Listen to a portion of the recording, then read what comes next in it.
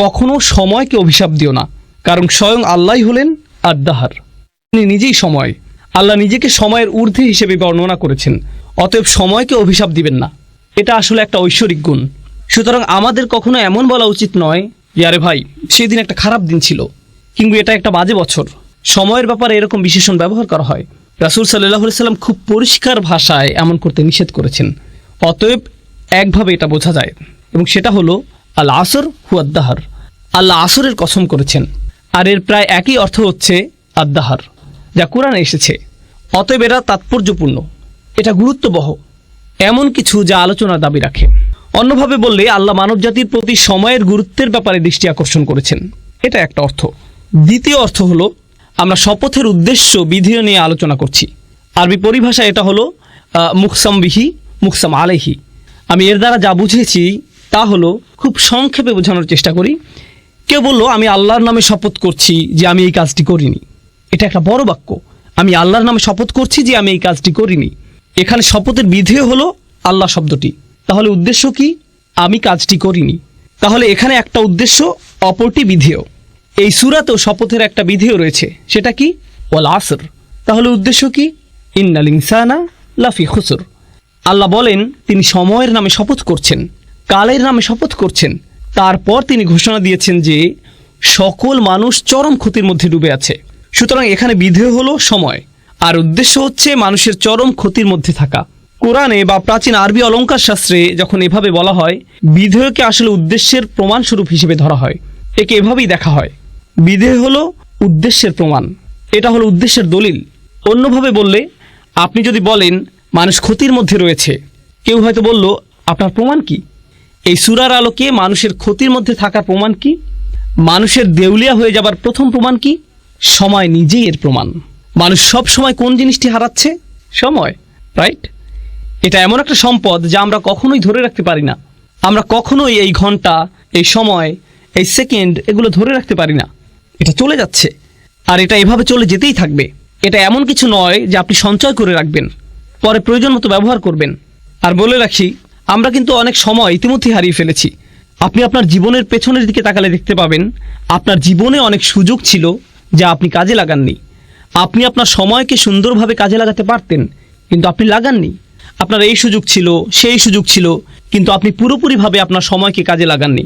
সুতরাং সময়ের আফসোস আপনি ইতিমধ্যেই করেছেন, কিন্তু আপনার এই আফসোস থেকে শিক্ষা নিয়ে ভবিষ্যতে একে ভালোভাবে কাজে লাগানোর ব্যাপারে মনোযোগী হতে হবে। কিন্তু এখানে আল্লাহ দুটো জিনিসকে একসাথে জুড়ে দিয়েছেন। মানব জাতির ক্ষতির ব্যাপারটি যার সাথে জুড়ে আছে সেটা হলো সময়, যা অপরটির প্রমাণস্বরূপ। সূরা আসরকে বোঝার আরেকটি উপায় হলো, আমরা একটু পরে ইমাম শাফির মন্তব্য পড়ব। সূরা আসর দিয়ে বিভিন্ন জাতির প্রাণ বোঝানো হয়েছে। কোনো জাতির পুরো সময়কালকে উল্লেখ করে এটা। কোনো জাতির উত্থান পতন কিভাবে হয় আপনারা জানেন? কোনো জাতির উত্থান পতন কিভাবে হয় আপনারা জানেন? অতএব যখন আল্লাহ ওয়াল আসর শব্দটি ব্যবহার করেন, তিনি শুধু একটা দিনের সময় বোঝাননি, বা কোনো একজন মানুষের জীবনকেই নয়, বরং একটা জাতির পুরো সময়কে বুঝিয়েছেন। আর কোনো জাতির এই উত্থান পতনই হলো এর প্রমাণ যে মানুষ ক্ষতির মধ্যে নিমজ্জিত আছে। ইতিহাস নিজেই মানুষের ক্ষতিতে ডুবে থাকার একটা প্রমাণ। ওয়াল আসর ইন্নাল ইনসানা লাফি খুসর, এটা দিয়ে আল্লাহ এটিই বুঝিয়েছেন। আরও সামনে আগালে আমরা মুকসাম বিহি মুকসাম আলাইহি এর আরও একটা উদাহরণ দেখতে পাই। এখানে শপথের বিধে হচ্ছে এর উদ্দেশ্যের একটা সাক্ষী। এটা কিছুটা ভিন্ন ব্যাপার। আমরা দুটি বিষয়ের কথা বলেছি।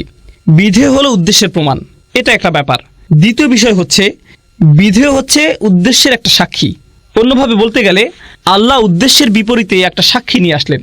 সূরা আসরকে আমরা এভাবে বুঝতে পারি, আল্লাহ সময়কে কোনো কিছুর সাক্ষী হিসেবে এনেছেন।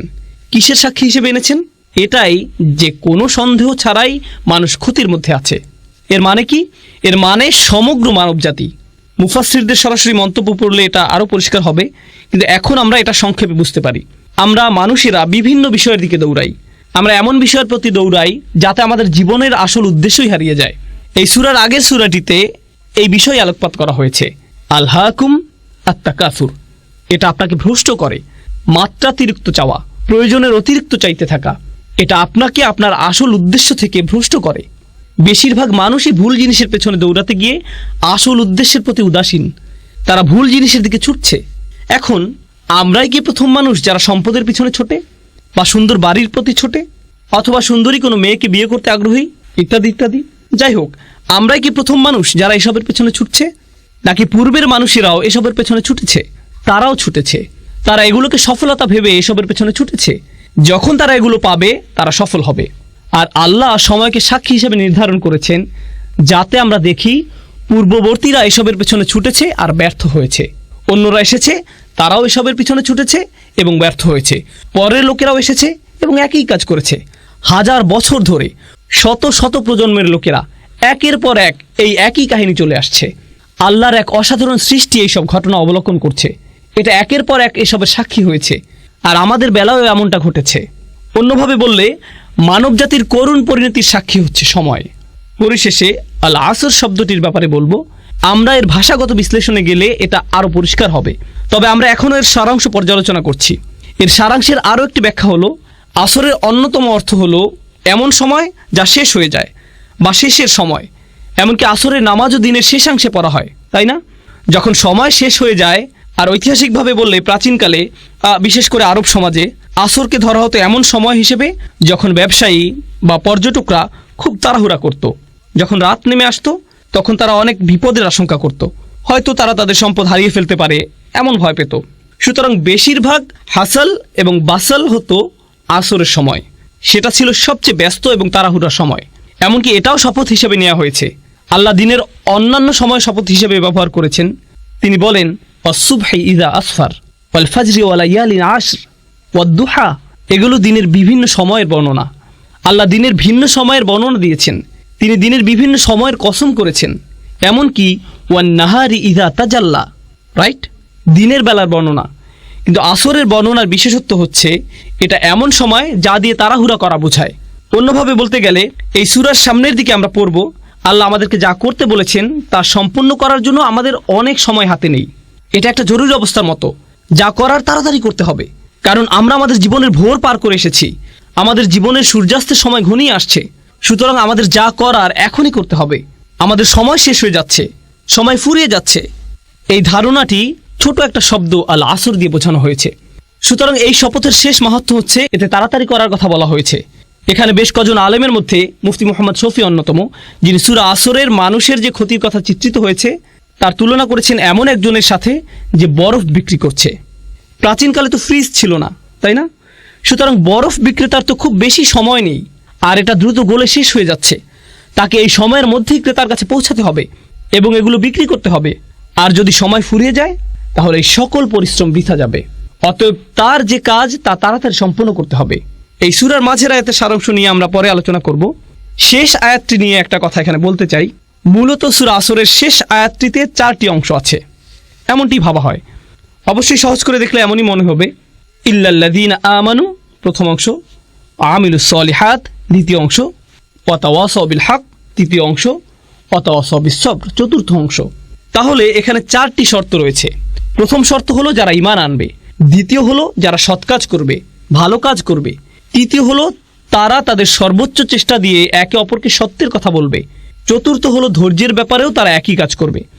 এগুলো হলো উল্লেখিত 4টি শর্ত। কিন্তু এর সারাংশ বোঝার জন্য আমরা এখন যে বিষয়টি বুঝবো তা হলো এই 4টি বিষয় হচ্ছে আসলে একটা বিষয়। এদেরকে দেখতে 4টি আলাদা বিষয় মনে হলেও এগুলো আসলে একটা বিষয়। এগুলো হলো লাজিম ও মালজুম। এগুলো আবশ্যিকভাবে একটা অপরটির সাথে যুক্ত। এগুলোকে আসলে আলাদা করা যায় না। আর আসলে বাকি সব কিছুই প্রথমটির ফলাফল, সেটা হচ্ছে ঈমান। প্রথম যে বিষয়টি বলা হয়েছে তা হলো ঈমান, আর এরপর আরও 3টি বিষয় বলা হয়েছে। আমরা এখানে শিখব যে যার সত্যিকার অর্থে ঈমান আছে তার সাথে বাকি 3টি বিষয় আবশ্যিকভাবে ঘটবে, অবশ্যই ঘটবে। আর যদি সেগুলো না হয় তাহলে ভাবুন কি পরিপূর্ণ হয়নি? ঈমান। অতএব কেউ যদি তার ঈমান আছে কিনা পরীক্ষা করতে চায়, সে সূরা আসরে বর্ণিত ঈমানের ন্যূনতম পরিমাণ যাচাই করে দেখতে পারে। ঈমানের ফলাফল কি? কেউ ঈমান আনলে এর পরে কি ঘটে?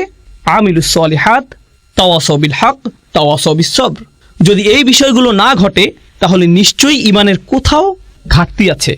আর বলে রাখি, এই সবগুলোই একটি অপরটির সাথে গভীরভাবে জড়িত। ধরা যাক আপনি যদি দ্বিতীয় পয়েন্টটি নেন, আমিলুস সলিহাত, তারা সৎ কাজ করে। এরপরে কি আছে? তারা সত্যকে উপভোগ করে। তারা ভালো কাজ শুধু নিজেদের মধ্যে রাখে না, প্রচলিত অর্থে এই ভালো কাজ অন্যদের মধ্যেও ছড়িয়ে দেয়, সত্যকে অন্যদের মধ্যে ছড়িয়ে দেয়। অন্যভাবে বললে, আপনি যদি সত্যিই ভালো কাজ করেন, এটা শুধু আপনার নিজের কাছে রাখা আপনার জন্য অসম্ভব হবে। এটা সম্ভব নয়। অবশ্যম্ভাবীভাবেই আপনি এটা অন্যদের কাছে ছড়িয়ে দেবেন। এটাই ভালো কাজের নমুনা। আর যখন আপনি অন্যদের মধ্যে ছড়িয়ে দেবেন, আপনি কিছু মানুষ পাবেন যারা আপনার এই কাজকে পছন্দ করবে, আবার কিছু মানুষ পাবেন যারা আপনার এই কাজকে ঘৃণা করবে। আর যখন আপনি এমন কিছু মানুষ পাবেন যারা আপনার কাজকে ঘৃণা করছে, আপনি আবশ্যিকভাবেই নিজের মধ্যে কি তৈরি করবেন? সবর। আপনার অবশ্যই এটা থাকতে হবে। এগুলো প্রত্যেকটি সম্পর্কযুক্ত বিষয়, এগুলো একটা অপরটির সাথে যুক্ত। আর সামনে এগুলো নিয়ে আমরা আরও যাচাই করবো ইনশাআল্লাহ তাআলা। এই জন্য এই সূরাটি ঈমানের বিভিন্ন ফলাফলকে সবচেয়ে সুন্দরভাবে ফুটিয়ে তোলে, যা কোরআনে 2-1 বার এসেছে। কখনো আল্লাহ বলছেন আল্লাযীনা আমানু, আল্লাযীনা আমানু, শেষ, ব্যাস। কারণ বাকিটুকু কি? ঈমানের ফলাফল। সুতরাং আপনি যদি ঈমানকে ভালোভাবে বুঝতে পারেন, তাহলে বাকিটুকু এমনিই বুঝে যাবেন। কখনো আল্লাহ একটু বাড়িয়ে বলেছেন আল্লাযীনা আমানু ওয়া আমিলুস সলিহাত, 2টি বিষয় বলা হয়েছে। কিন্তু এই সূরায় তিনি 2টি বিষয় বলেননি, তিনি 4টি বিষয় বলেছেন। আর আপনি যদি লক্ষ্য করেন, এগুলোর মধ্যে শেষের 2টি কি? তাওয়াসাউ বিল হক, তাওয়াসাউ বিস সবর।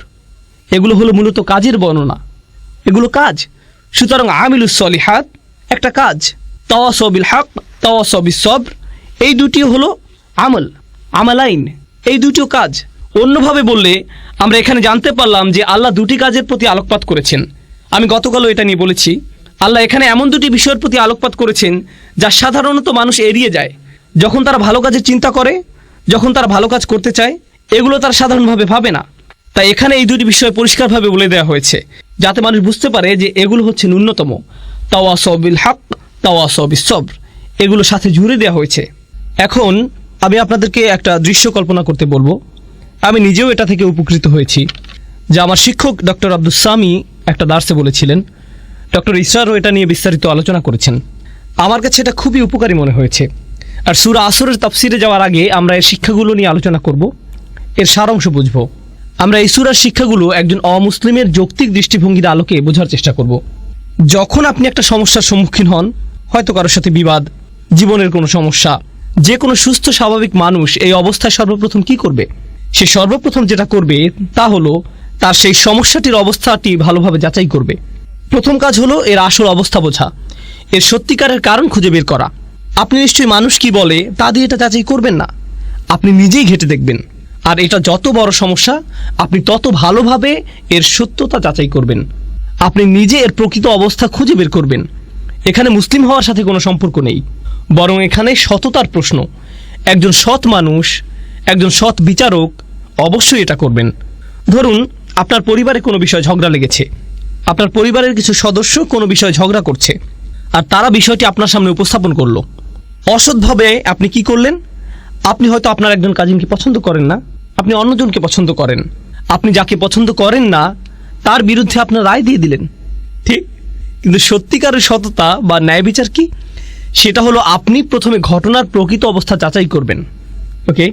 এরপর আপনি যখন সত্যটি খুঁজে পেলেন, তখন আর এটা খুঁজে পাওয়াই যথেষ্ট নয়, বরং আপনি অবশ্যই এর পক্ষে দাঁড়াবেন, আপনি এর পক্ষে রায় দিবেন। আপনাকে এই সত্যের পক্ষে কাজও করতে হবে। এটাও হতে পারে যে আপনি সত্যটি খুঁজে পেয়েছেন, কিন্তু আপনি সেই সত্যটি পছন্দ করছেন না।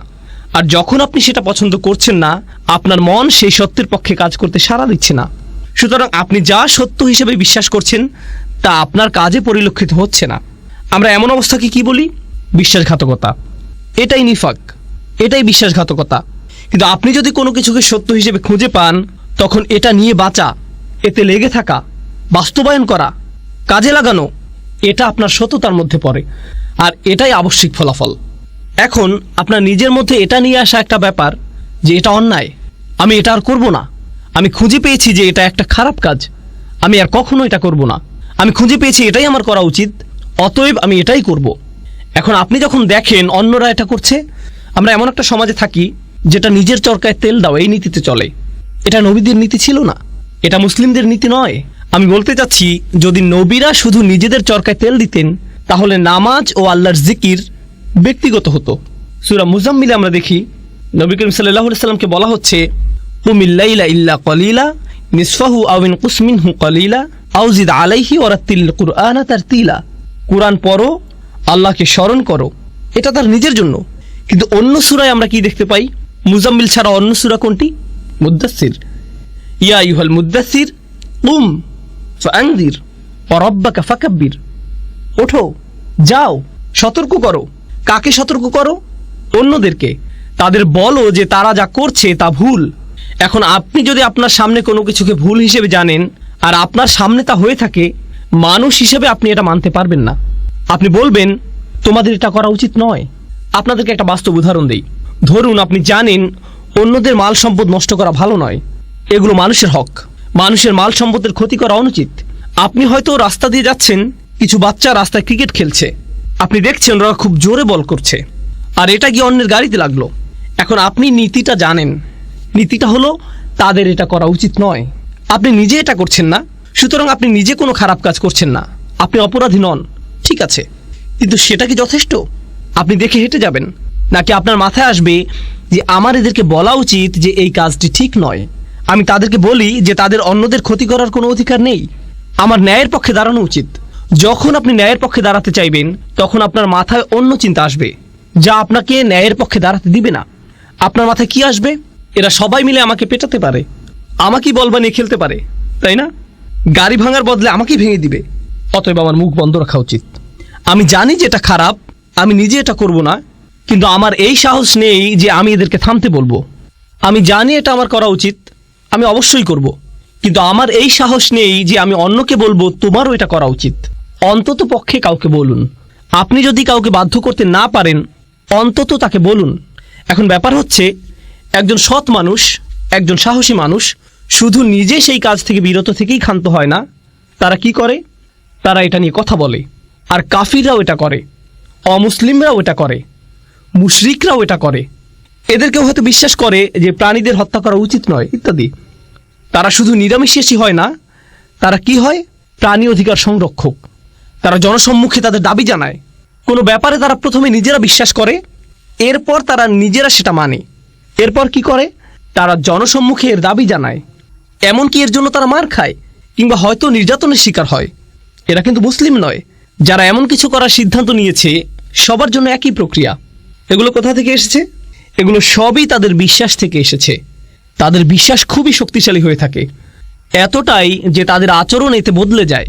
শুধু আচরণই বদলে ক্ষান্ত হয় না, এমনকি তারা এটা নিয়ে কথাও বলে। আর যখন তারা এটা নিয়ে কথা বলে নানান সমস্যায় পড়ে, তারা ধৈর্য ধরে, মনে প্রাণে ধৈর্য ধরে, তারা লেগে থাকে। যাই হোক না কেন আমরা এটা আদায় করবই।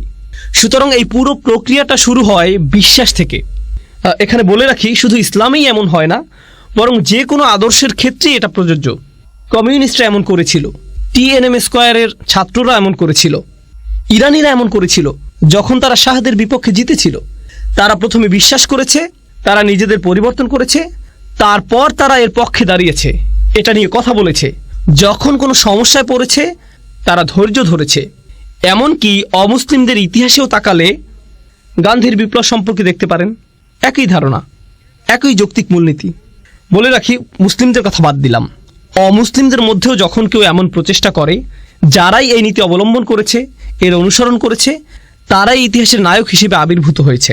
যে এই নীতি মেনে নিয়েছে ইতিহাসের নায়ক হিসেবে গণ্য হয়েছে।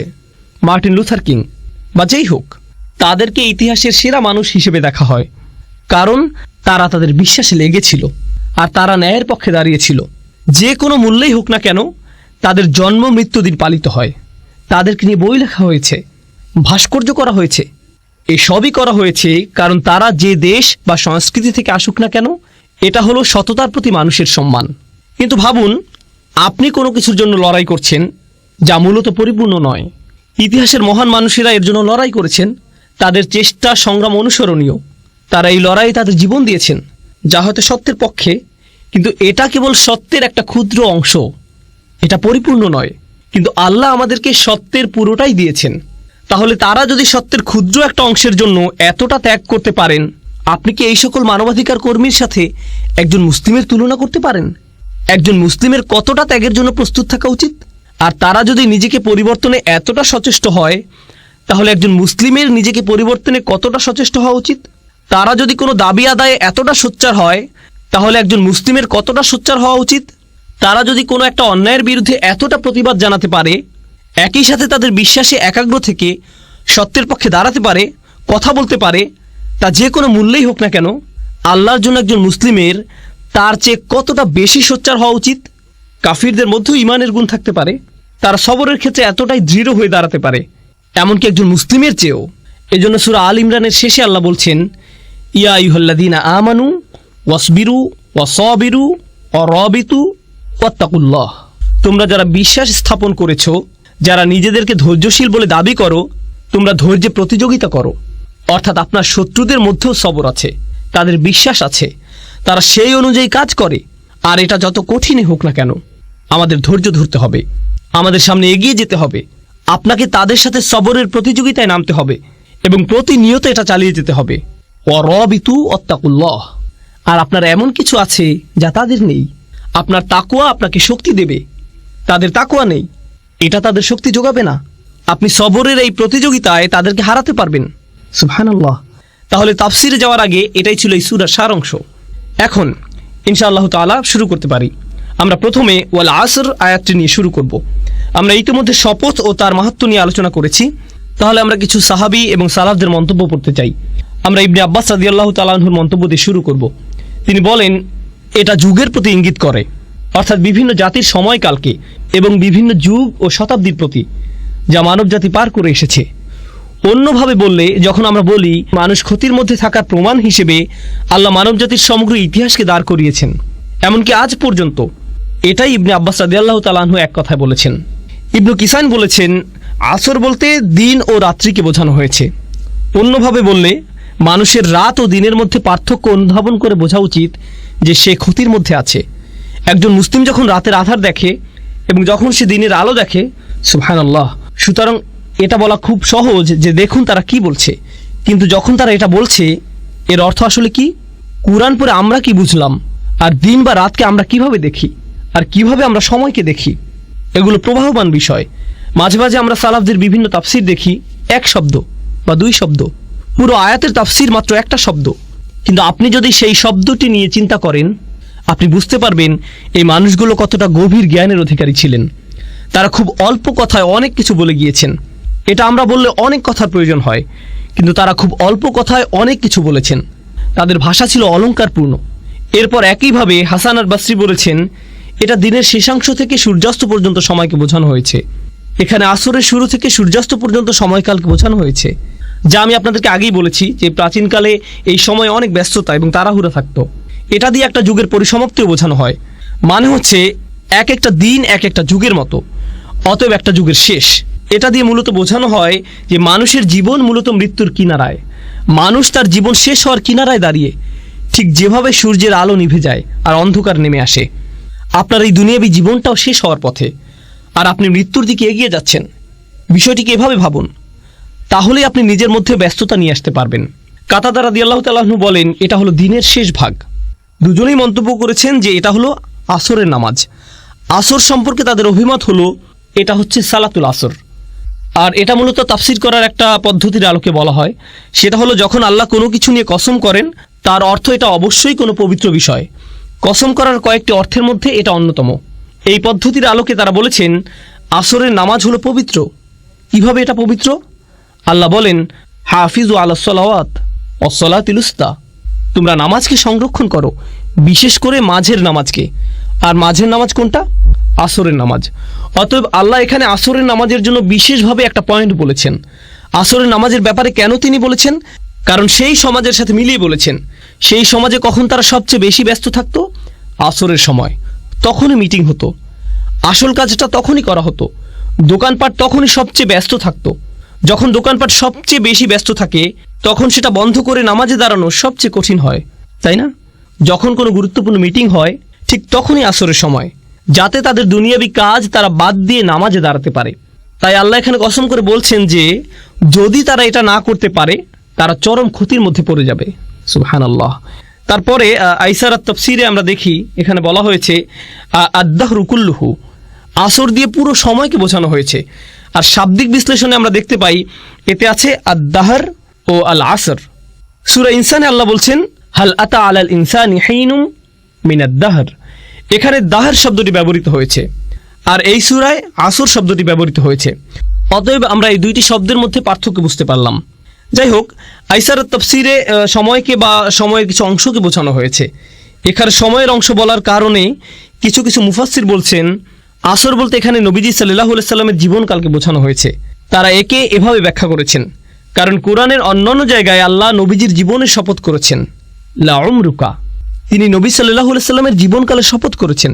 তাই তারা এখান থেকে এই অর্থ নিয়েছেন যে যখন আল্লাহ বলেন ওয়াল আসর, তার অর্থ এটা দিয়ে নবীজি সাল্লাল্লাহু আলাইহি সাল্লামের জীবনকে বোঝানো হয়েছে। অন্যভাবে বললে শেষ নবীর জীবনকে পুরো মানব জাতির জন্য এমনভাবে পাঠানো হয়েছে, যদি তারা তাকে অনুসরণ না করে তবে তারা ক্ষতির মধ্যে পড়ে যাবে। এ দুটোর মিল বুঝতে পারছেন? কারণ এটা হচ্ছে এই পৃথিবীর সূর্যাস্তের সময়ের মতো, সূর্যাস্ত হওয়ার মতো ঘটনা। তিনি হচ্ছেন শেষ নবী। শেষ নবীর আগমন এই পৃথিবীর শেষ হওয়ার জন্য অনেক বড় একটা নিদর্শন, আর তার জীবনটাই মানুষের এই চরম ক্ষতির অনেক বড় একটা প্রমাণ। সুতরাং এভাবে তারা আল আসর শব্দটির ব্যাখ্যা করেছেন। এরপরে আল জুজাজি বলেন অর রব্বিল আসর। আসলে মুফাসসিরদের মধ্যে কিছু কিছু মুফাসসির এভাবে ব্যাখ্যা করেছেন, যখন আল্লাহ তাআলা কোনো সৃষ্টি নিয়ে কসম করেন তারা ধরে নেন রব শব্দটি মাহযুফ, এর আগে রব ধরে নিতে হবে। সুতরাং তিনি বলেন আমি সময়ের স্রষ্টার নামে শপথ করছি। যখন আল্লাহ বলেন ওয়াল ফাজর, এই মুফাসসিরগণ এর ব্যাখ্যা করেছেন অরব্বিল ফাজর ওয়াদ্দুহা অরব্বিদ দুহা, এভাবে তারা এগুলো ব্যাখ্যা করেছেন। ইতিহাসে কিছু মুফাসসির এমনটি সব সময় করে গেছেন, যদিও এই মতটি সংখ্যায় নগণ্য, তবু আমি এটা আপনাদের সাথে শেয়ার করা জরুরি মনে করি, কারণ এটাও আহলে সুন্নাহ ওয়াল জামাতেরই অংশ, এটা আমাদের ইতিহাসেরই অংশ। যাই হোক, সবশেষে ইবনে কাসির রাহিমাহুল্লাহ বলেন এটা দিয়ে পুরো সময়কে বোঝানো হয়েছে, যাতে আদম আলাইহিস সালামের সন্তানদের যে কোনো কাজ সংঘটিত হয়েছে, তা হোক ভালো কাজ বা মন্দ কাজ। আর এই ভালো মন্দ উল্লেখ করে তিনি বলতে যাচ্ছেন যে মানুষ যাই করে তার বেশিরভাগই কি হয়, খারাপ না ভালো। যেহেতু তারা খারাপ কাজটাই বেশি করে, তাই তারা ক্ষতির মধ্যে আছে। সময় দিয়ে বোঝানো হয়েছে তাদের দুটো করারই সামর্থ্য আছে, কিন্তু তারা যেহেতু বেশি খারাপ কাজ করে তাই তারা ক্ষতির মধ্যে আছে। এখন আমরা শুধু আসর শব্দটির শাব্দিক বিশ্লেষণ দেখব। আসর শব্দটি একটা ক্রিয়ামূল থেকে এসেছে, যার মূল শব্দ হলো আসরাহু আও ইতাসারাহু, দুটি ব্যবহৃত হয়েছে। ইফতিয়াল একই সাথে সুলাসি মুজাররাদও ব্যবহৃত হয়েছে, যার শাব্দিক অর্থ হলো তিনি চাপ দিয়েছেন, চিপে বের করেছেন, নিংড়ে নিয়েছেন। এমন কোনো কাপড়ের কথা ভাবুন যা পানিতে চুবানো ছিল, আপনি সেটাকে তুলে এমনভাবে নিংড়ে নিলেন যাতে সমস্ত পানি বের হয়ে আসলো, এভাবে এটা ব্যবহৃত হয়েছে। ফল দিয়ে ওটা বোঝা যেতে পারে, আপনি এমনভাবে ফল চাপ দিলেন যাতে এর সমস্ত রস বের হয়ে আসলো। আরবিতে রস বলা হয় আসিরকে, আর এর ক্রিয়ামূল হলো ইতাসারাহু। উদাহরণস্বরূপ ইতাসারাত তুফাহ, এর মানে হচ্ছে সে আপেলের রস বের করে ফেলল, কোনো কিছু নিংড়ে বের করা, এটা হচ্ছে প্রথম অর্থ। আসরা সাওবান, সে কাপড় থেকে পানি বের করে ফেলল। এরপর কোরআনে আমরা পাই অফিহি ইয়াসিরুন, এটা হলো মুদারে, এভাবেও কোরআনে এসেছে অফিহি ইয়াসিরুন, তারা এ থেকে জুস বের করে নিল। যেভাবে তারা আগের কালে আঙুর বা জলপাই জাতীয় ফল থেকে মদ বানাতো, এখানে সে চিপে বের করা বলতে এরকম বোঝানো হয়েছে, যেভাবে রস বের হয়ে আসে। একজন কবি বলেন আমাদের নেতাদের মধ্যে কেউ যদি আপনার মতো এভাবে চিপে বের করে দিত, মানে হচ্ছে এক গোত্রের একজন অন্য গোত্রের নেতার কাছে গিয়ে কিছু টাকা পয়সার আশা করত। সে টাকা পয়সা পাওয়ার আশায় তাকে গিয়ে বলতো আপনার এত টাকা আছে, আপনি যা খরচ করেন তা তো কেবলমাত্র কিছু বিন্দুকণা, এই ধনভাণ্ডারের পুরোটাই আপনার আছে। আমার আশা আমাদের নেতারাও আপনার মতো এভাবে টাকা খরচ করত, যদি আমরা তার কিছু বিন্দুকণা উপভোগ করতে পারতাম। আসলে সে তাকে প্রশংসা করত যাতে সে কিছু টাকা পেতে পারে, এটাই কাব্যের বৈশিষ্ট্য। এই কবিতাগুলো পড়ার সুবিধা হচ্ছে এ থেকে আপনি তৎকালীন আরবের ভাষার ব্যবহার সম্পর্কে ধারণা পাবেন। এতে আমরা বুঝতে পারবো আল্লাহ তৎকালীন আরবের মানুষের সাথে কি ভাষায় কথা বলেছেন, কারণ এটাই তাদের ভাষা, এই ভাষাতেই তারা কথা বলে। এরপরে আমরা দেখি আসরাত শব্দের ব্যবহার। প্রাচীন আরবের একটা চমৎকার শব্দ, এটা এমন নারীকে বোঝাতে ব্যবহৃত হয়েছে যে তার পূর্ণ যৌবনে পা দিয়েছে, কেউ তার যৌবনের শেষ অবস্থায় পড়েছে, তখনই আসরাত স্ত্রীবাচক শব্দ ব্যবহৃত হয়েছে। অথবা এমন মেয়ের ক্ষেত্রে যে প্রাপ্তবয়স্ক হয়েছে, তখনও আসরাত শব্দের ব্যবহার হয়েছে। এখানে আমরা পাই মেঘেরা এমন অবস্থায় পৌঁছেছে যাতে বাতাস এসে তাদের নিংড়ে দিয়ে যায়, এটা একটা ছবির মতো ভাষা। মেঘগুলো কাপড়ের সাথে তুলনা করা হয়েছে, যা এমনভাবে চিপড়ানো হয় যাতে বৃষ্টি ঝরে পড়ে। কোরআনেও আমরা এই শব্দের ব্যবহার দেখতে পাই, ও আনজালনা মিনাল মুসিরাতি, একই শব্দ, ও আনজালনা মিনাল মুসিরাতি মা আন সাজ্জাজা, একই মূল শব্দ ব্যবহৃত হয়েছে। আমরা মেঘমালা সৃষ্টি করেছি যা নিংড়ে বের করা হয়, অর্থাৎ বাতাসে এরা একে অপরের সাথে ধাক্কা খায়, এভাবে এগুলো চাপ খায় এবং বৃষ্টি পড়ে। এই আয়াতে এরকম চিত্র আমরা দেখতে পাই। আমি আপনাদের আগেও বলেছি, আমি এখন বলছি এটা কোথা থেকে এসেছে। শরহে শাফিতে শিহাব লিখেছেন আসর হচ্ছে এমন একটা সময়কাল যখন কেউ মারা যায়, অথবা এমন সময়কাল যা ইতিহাসে দেখা যায় যখন কোনো জাতি বিলুপ্ত হয়, যখন কোনো জাতি ধ্বংস হয়। এটা আমি আপনাদেরকে শুরুতে বলেছিলাম। এমন সময় যখন তাড়াহুড়া করা হয়, কিংবা এমন সময় যাতে মানব জাতির করুণ পরিণতি ঘটে। আসরের সাথে এই দুটি অর্থই সম্পৃক্ত। পরিশেষে আমরা আরও কিছু দেখি, যেমন মা ফাআলতুহু আসরান। এটা বলতে বোঝানো হয় আমার কাজটি যখন করা উচিত ছিল আমি তখন করিনি। সুতরাং আসর হচ্ছে এমন সময় যাতে আপনার কোনো কিছু করা উচিত। সূরা আসরে এটা যেভাবে প্রয়োগ করা হয়েছে সেটা আমরা এভাবে বুঝতে পারি, ওয়াল আসর ইন্নাল ইনসানা লাফি খুসর। মানুষ নিঃসন্দেহে ক্ষতির মধ্যে আছে, আর এর পরিবর্তনের সময়টি হচ্ছে এখন, এই মুহূর্তে এটা পরিবর্তন করা উচিত। আসর শব্দের এটা একটা মাহাত্ম্য। একইভাবে এমন সময় এসেছে যখন তার আসার কথা নয়, যখন তার আসার কথা নয়, এমন সময় যখন তার আসার কথা নয়। এগুলো হচ্ছে শুধুমাত্র আসর শব্দের অর্থ। আমাদেরকে সময়ের প্রতি গুরুত্ব দেওয়ার কথা বলা হয়েছে, যা প্রতি মুহূর্তে আমাদের কাছ থেকে হারিয়ে যাচ্ছে। মুফাসসিরদের বিভিন্ন মন্তব্যের সূক্ষ্ম ব্যবহার বা ব্যাকরণগত পর্যালোচনা আমাদের কাছে কিছুটা কঠিন লাগতে পারে, কিন্তু আসুন আমরা ভেবে দেখি এটা কিভাবে আমাদের কাজে লাগতে পারে। আমাদের দিনে 24 ঘন্টা সময় আছে। এর মধ্যে কয় ঘন্টা আমরা ঘুমিয়ে কাটাই, কয় ঘন্টা আমরা কাজ করি, কয় ঘন্টা আমরা দুনিয়ায় সঞ্চয়ের কাজে ব্যবহার করি, হয়তো দুনিয়ার বিল পরিশোধ করার কাজে, কিন্তু কয় ঘন্টা আমরা আখিরাতের বিল পরিশোধ করার কাজে ব্যবহার করি, কয় ঘন্টা আমরা আল্লাহর হিসাব নিকাশের সামনে দাঁড়ানোর জন্য নিজেদের প্রস্তুত করি। এখানে বাৎসরিক একটা হিসেব আপনাকে দিতে হবে, কিন্তু আসল হিসাব সামনে আসছে, যেখানে আমাদের প্রত্যেকটি কাজের হিসাব আমাদের দিতে হবে। আমি এটা সবসময় বলে থাকি, এই সূরায় আসর শব্দটির ব্যবহারের তাৎপর্য হলো এখানে একটা দিনের অংশ বোঝানো হয়েছে। আল্লাহ আমাদেরকে আমাদের পুরো জীবনকে তুলে ধরেছেন, যদিও এটা কেবলমাত্র একটা দিন, মাত্র একদিন। আপনি যদি একদিনের জন্য আপনার জীবনকে পরিবর্তন করতে পারেন, তাহলে আপনি আপনার জীবনকেই পরিবর্তন করলেন। কারণ অনেকেই জানেন, অনেকে এখানে ফুল টাইম চাকরি করেন, অনেকে ফুল টাইম ছাত্র, অনেকে সবসময় বাসায় থাকেন। এই দিনগুলো প্রায় একই রকম হয়ে থাকে, একই কাজ, একই রুটিন, একই কাজ বারবার করতে হয়। তাহলে আপনি যদি আপনার দিনের একটা অংশকে পরিবর্তন করতে পারেন, আপনি আসলে আপনার জীবনের একটা অংশকে পরিবর্তন করলেন। আপনি আপনার জীবনের অংশই পরিবর্তন করলেন, আর এই পরিবর্তন করার সময়টা চলে যাচ্ছে। আমি আপনাদের একটা পরামর্শ দেব, এটা তাফসির নয়, বরং আমার নিজের পরামর্শ। তা হলো, রমজানে আমরা আমাদের পরিবর্তন করি, আমরা ঈদের সময় বিভিন্ন পরিবর্তন আনি, আমরা বিশেষ কোনো অনুষ্ঠানে আমরা আমাদের নিত্যকার রুটিনের পরিবর্তন আনি, হয়তো পরিবারের কোনো সদস্যদের মৃত্যুতে, হয়তো সন্তান জন্মের উপলক্ষে, ইত্যাদি কারণে আমরা এই পরিবর্তনগুলো আনি। এরপরে আমরা আবার আমাদের রুটিনে ফিরে যাই, কারণ আমাদের কোনো তাড়াহুড়া কাজ করে না।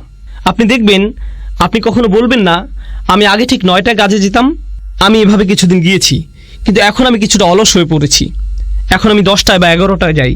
আপনি এমন বলবেন না, কারণ আপনি জানেন যে আপনি তাহলে বরখাস্ত হবেন। আপনি জানেন যে আপনাকে সেখানে সময় মতো থাকতেই হবে।